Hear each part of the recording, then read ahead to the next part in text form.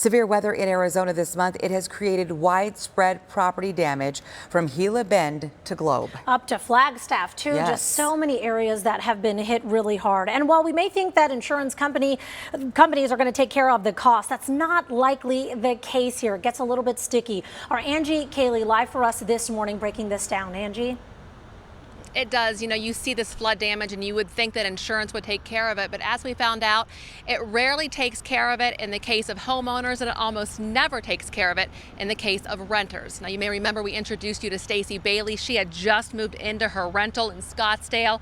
And just a few days later, a monsoon storm sent water gushing into her apartment, boxes of belongings soaked. Well, it turns out renters insurance would not cover any of her personal property damage, even if she had it.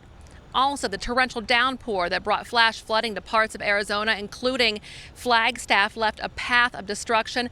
Susan Hall from Schaller and Thomas Family Insurance says standard homeowners insurance policies do not cover this type of loss. People make assumptions about what's covered on their policy and don't really think about what's not. And flood is a non-covered peril on most property policies. The homeowners, renters policies, it's not covered. And it's pretty specific about that.